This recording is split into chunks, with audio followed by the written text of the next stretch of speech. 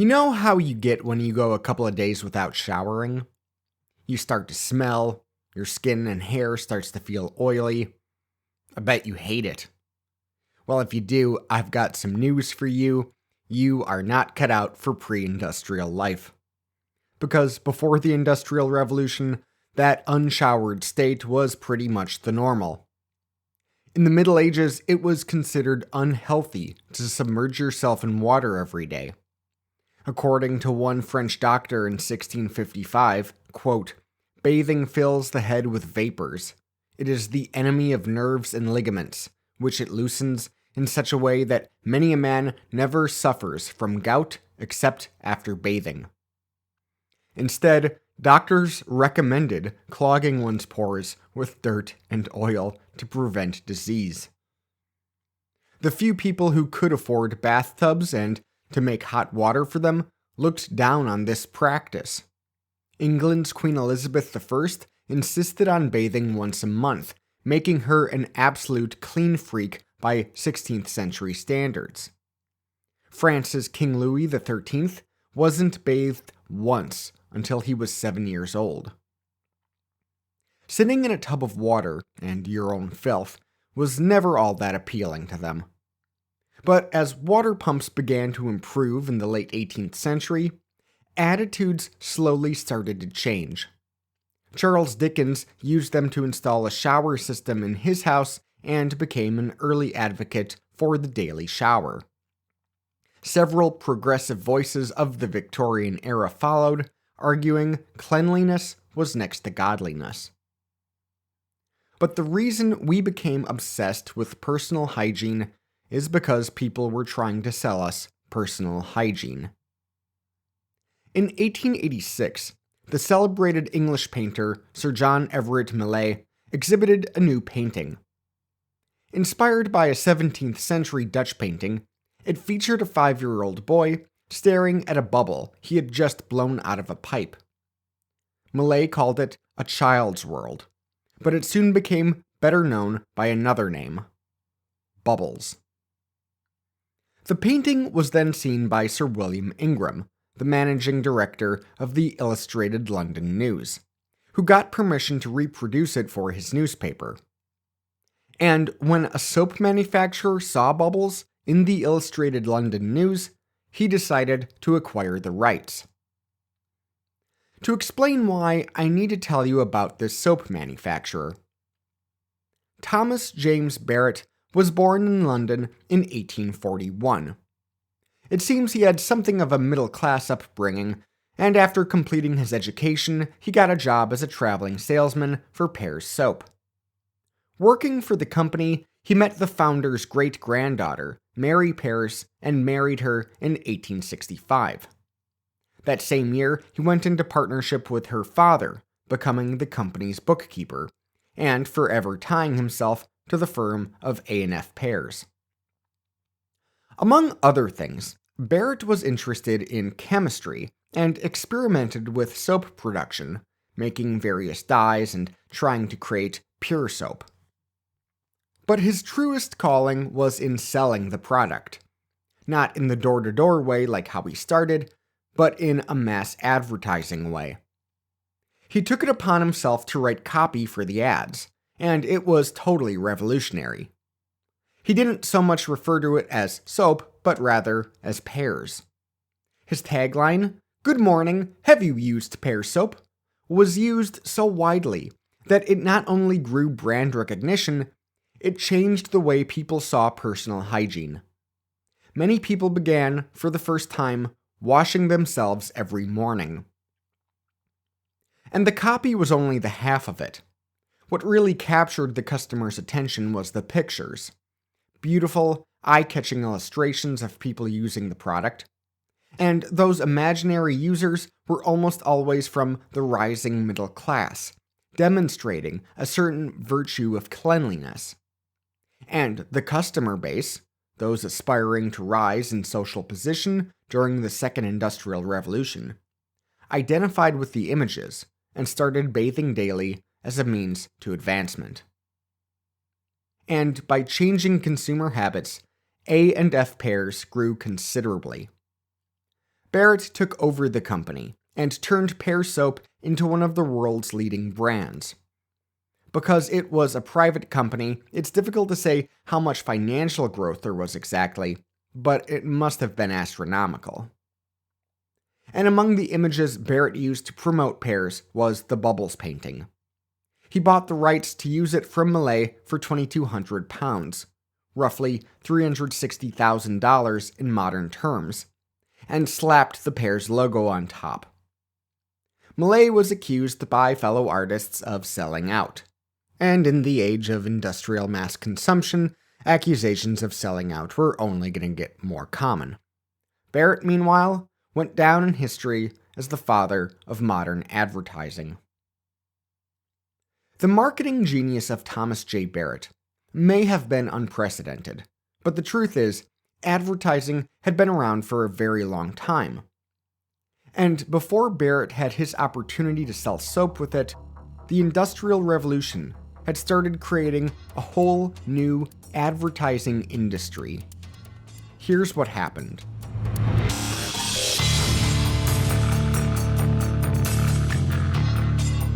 This is the Industrial Revolutions. Chapter 38, The Advent of Modern Advertising.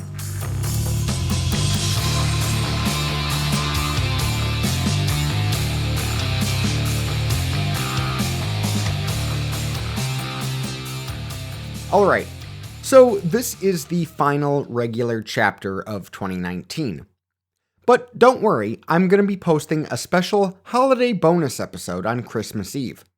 It's basically going to be an entire episode devoted to a particular Christmas story you probably know quite well. A Christmas story written during, and practically about, the First Industrial Revolution. I am, of course, talking about A Christmas Carol by Charles Dickens. After that, we will circle back in the new year. Now, advertising, in one form or another, seems to go back as far as commerce does. Town criers and signboards can be traced back centuries. There are ads to be seen in the ruins of Pompeii, for example. And throughout time, advertising has advanced alongside advancements in media. Every time a new form of media develops, advertising seems to follow. Whether it's social media, television, radio, newspapers, advertisements have featured prominently in the story. So it should come as little surprise that after Johannes Gutenberg made his printing press in the 1400s, advertising got its first big boost. As new printed novels and treatises started circulating, especially into the 1500s, so too did ads in the form of handbills and flyers. Then, in the early 1600s, a French doctor and journalist became an unlikely pioneer of print advertising. Théophraste Renaudot was born into a wealthy Protestant family in 1586 and studied medicine at Paris and Montpellier. He became a doctor by age 20 and would eventually become the physician to King Louis XIII. But in his early years of practice, he had trouble attracting patients due to his young age. So he expanded his horizons a little bit. Among Renaudot's interests was how to effectively care for the poor, and so he established a Paris-based job recruitment office, where among other things, he had a notice board and disseminated job postings in a new newspaper. Naming it after an Italian currency called Gazzetta, which he had come across during his travels, he called the paper La Gazette. It was France's first newspaper, and Renaudot was running the first personal ads. As technology underwent massive improvements during the First Industrial Revolution then, so too did the scale and scope of advertising. In 1799, Louis-Nicolas Robert invented a new paper-making machine that could produce continual rolls of paper. In the first decade of the 19th century, this was adapted by the brothers Seely and Henry Fourdrinier, who used a mesh conveyor belt to churn out huge quantities of paper sheets big enough to fit a wall. Printing on these huge rolls of paper got better and better too. As you'll remember from chapter 33, German inventor Friedrich Koenig built a printing press in 1814 for the Times in London, which printed as many as 400 pages per hour. And by the 1840s, Richard March Hoe was making his 10-cylinder Hoe-type revolving machine, which could print up to 20,000 pages per hour. As newspapers became easier to produce then, they became more widespread and more affordable.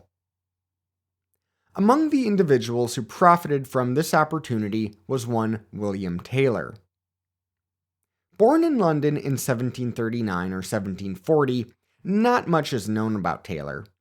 By 1779, we know he was collecting news that supplied to provincial newspapers across the country, sort of a pre-telegraph version of the AP or Reuters.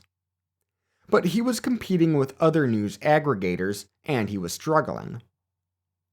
So, by 1784, Taylor started to change his focus.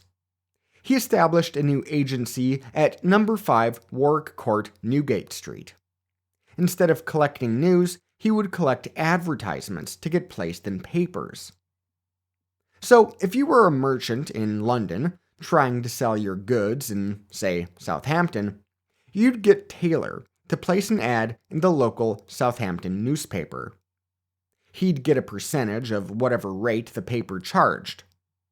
In 1803, Taylor brought on a new business partner, Thomas Newton. Together, they became indispensable to the newspaper industry. As one newsman told a friend trying to establish his own provincial paper, quote, "Taylor and Newton must be written to, soliciting their recommendation to advertisers." Taylor and Newton became perhaps the first ever advertising agency. Now, all they really did was get ads placed. They didn't write copy or handle any creative. Those advertising industry services would come later. But by 1812, at least 3 other similar agencies had formed, all in London. As the Edinburgh Review described this growing industry in 1829, quote, "At these offices, advertisements are received for all the country papers without increased charge to the advertiser, the commission of the agent being paid by the newspaper proprietor. And these agents also send to the country the stamps necessary for the papers, and undertake the collection of accounts owing in London." End quote. But print advertising didn't just come in the form of newspapers. In 1796, a struggling Bavarian actor and playwright named Eloi Sennefelder was experimenting with a new process for etching. He used greasy, acid-resistant ink as a resist on a smooth, fine-grained slab of Solnhofen limestone. What he discovered was it could be extended to allow printing from the flat surface of the stone alone, making it the first planographic printing process. The French would call this process lithography. With lithographic printing, you could mass print more than just alphanumeric characters. You could mass print images too. By the turn of the 19th century, merchants and retailers began using the process when printing their trade cards, sort of an early version of a business card, in order to stand out more. Eventually, it became a given that your trade cards would include pictures of your products, in addition to the prices, special features, and directions to your store.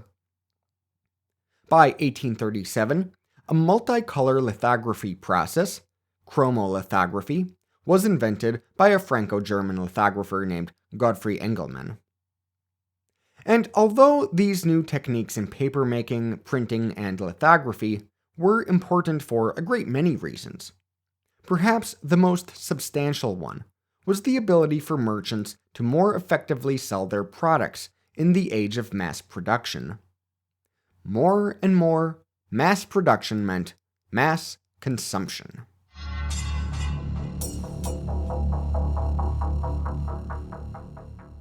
So, newspapers started to pop up within a couple hundred years of the printing press. And from the get-go, they relied on a combination of paid subscriptions and advertising to stay afloat. And as it became possible to print them on a larger scale, it became possible to reach a much wider audience. By the 1830s, it was almost obvious that the wider audience would be easier to tap into if subscription fees were lower. And as a result, mass advertising was about to become a lot more important. Émile de Girardin was born in Paris in 1802 to Count Alexander de Girardin and his mistress, Madame Dupuy, the wife of a Paris attorney. By his mid-20s, Girardin was known as an enthusiastic writer in the city, and by 1828, he had started his first periodical, Les Voleurs, a monthly review of arts and sciences. In the 1830s, his success grew as a publisher, as he released an atlas, an almanac, and several more journals. He was then elected to the Chamber of Deputies in 1834. Then, in June 1836, Girardin established his life's most important publication, La Presse. Basically an early version of a conservative tabloid, La Presse is remembered as the first penny press newspaper in France. While other newspapers of the time charged subscriptions of roughly 80 francs per year, La Presse charged just 40. And it wasn't mailed to a small pool of readers like other newspapers were. It was distributed by street vendors to anyone willing to pay for it. La Presse was, as a result, more reliant on advertising for its financial success than other papers. Because the price was lower, it had more readers, and with more readers, it was a better investment for advertisers than other papers were. In the early years, these ads were typically a few lines with various font sizes, usually including a quick description of the product or service, along with the prices. But by the 1840s, they oftentimes included small illustrations too. And during elections, the papers would be filled with what we today call advertorials, opinion columns that were paid for but looked like editorial content. La Presse was wildly successful, gaining tens of thousands of subscribers and serving as a foundation of a larger publishing empire Girardin was building. And its low-price, heavy advertising publishing model was quickly adapted by other industrial-scale newspapers, starting with Les Siècles, just a month after La Presse. In this age of industrial-scale newspapers, modern advertising first started to take shape. In the 1850s, the British tobacco firm Cope Brothers and Company began advertising their products with unusual foresight. For example, they created marketing segmentation by class. So, working-class tobacco users were promised a rugged, heavy taste in the ads they saw, while the more aristocratic consumers would see copy with phrases like delicately fragrant. Most hilarious were the advertisements directed toward middle-class customers who were more health-conscious. They were told Cope Brothers brand tobacco, quote, not only checks disease, but preserves the lungs. And the business model built by Taylor and Newton started to spread too. Volney B. Palmer was born in the area of Wilkes-Barre, Pennsylvania in 1799. His father, Nathan Palmer, was an attorney and local politician who had come there from Connecticut before moving the family to Mount Holly, Burlington County, in 1818. At that point, the rural community had no newspaper, so the Palmer family decided to start one, the Burlington Mirror. Nathan provided the capital and editorial direction, his sons provided the labor. Even Nathan's wife and daughters pitched in, learning the journalism trade, which they would carry on after Nathan's death. Volney too learned the trade, including the market for advertising. The Burlington Mirror would run ads for stagecoach schedules, rewards for lost horses, and medicines that promised to cure all kinds of illnesses and injuries. Around 1830, Palmer and his brother left the family business for the new and growing town of Pottsville, where they tried to get in on the coal boom. His brother would go on to take over the local newspaper there, while Palmer made a successful career in real estate. Then, in 1841, Palmer moved his family to Philadelphia to grow the real estate business there. But the banks were still reeling from the Panic of 1837, and credit was practically frozen. Not good if you're in real estate. So Palmer decided to expand the scope of his business, changing the listing from a real estate office to a real estate and coal office, whatever a coal office is, and then added advertising to the repertoire in 1842. That year, he ran an ad for this service in the business directory.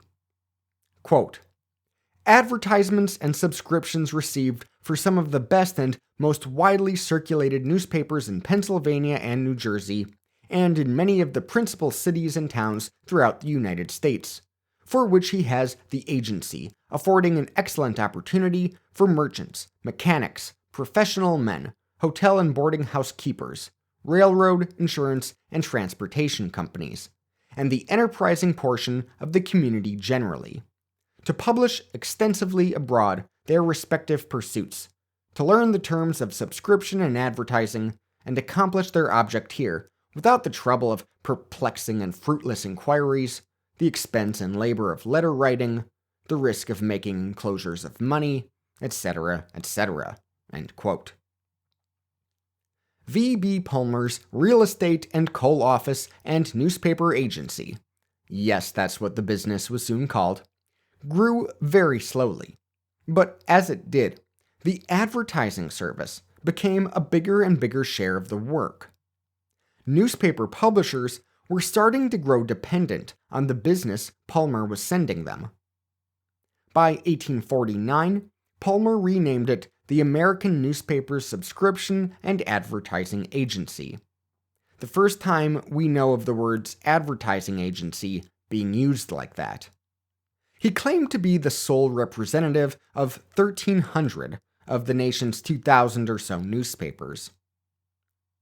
And he went a step further than the British agencies went.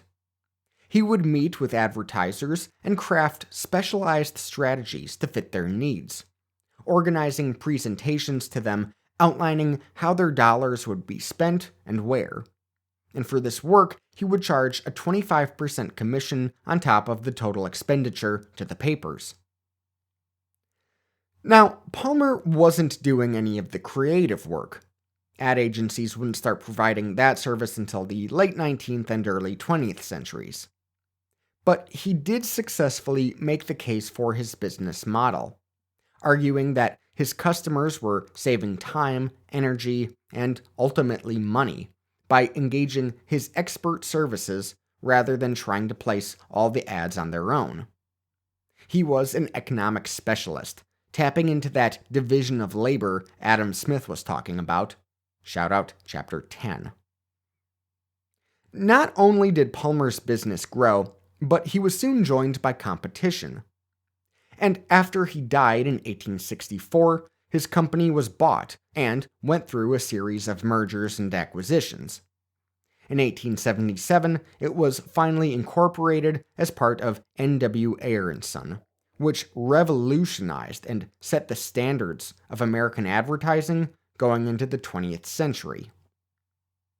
So, advertising as a business is taking off. And as it did, the hucksters and fraudsters followed. But first, an advertisement.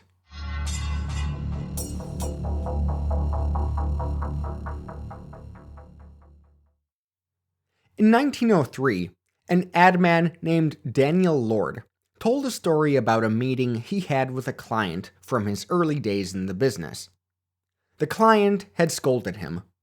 "Young man, you may know a lot about advertising, but you know very little about the furniture business." From the earliest days, despite the success they had generating sales for their clients, advertising agents were seen in a negative light. Their work as being superficial, their fee for placement system as suspect, if not entirely corrupt, and they were willing to advertise just about anything. In 1844, the French caricaturist J.J. Granville published a new book of his prints, Un autre monde.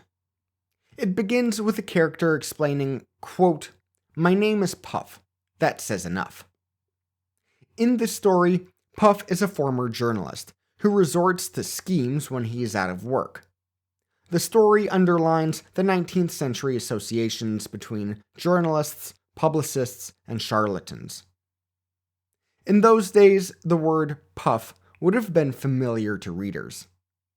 Puffery referred to the way one would exaggerate the benefits of his product or service. Puffing would involve unsubstantiated claims and even the manipulation of scientific data. A great example of this can be seen in the 2003 film Elf, where Buddy, played by Will Ferrell, sees a neon sign in a restaurant window and goes inside. You did it! Congratulations! World's best cup of coffee. Great job, everybody. It's great to meet you. Hi.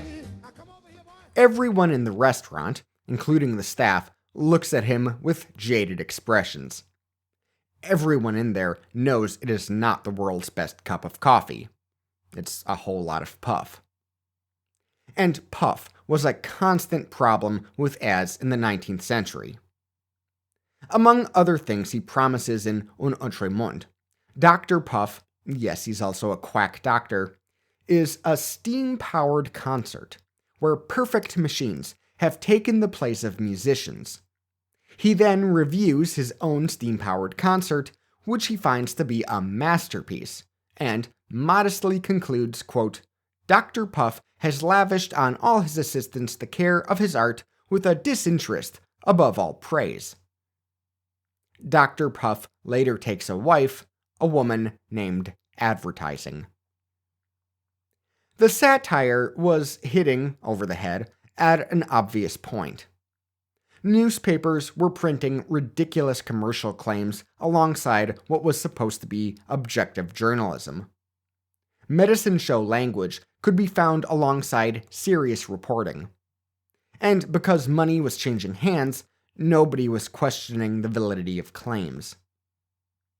No industry was worse about this than the 19th century pharmaceutical industry. From pitching snake oils to opioids, just about every newspaper came with promises about the latest cures and remedies for all sorts of afflictions. I'll share some interesting ones this week on Twitter, so follow along at IndrevPod. That's at INDREVPOD. Advertising was full of dubious messaging throughout the 19th century. It wouldn't be until the Progressive Era that governments started cracking down on false advertising. And in fairness to the publishers, it was hard to test the claims about every new good and service coming on the market, because there was a lot. Inventors were coming up with no shortage of products that were potentially world-changing. And we're going to talk about this age of invention in the first episode in 2020 of the Industrial Revolutions.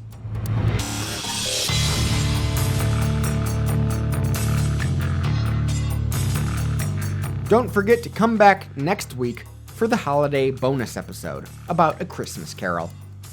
If you'd like to read or listen to the Dickens classic beforehand, but don't have it, I'll share some Amazon links. Use these links and you can get the book while supporting the Industrial Revolutions at no extra cost to you. I'll put those links in the episode notes for this episode, on the blog post for this episode at www.industrialrevolutionspod.com, and on my Twitter feed. Thank you.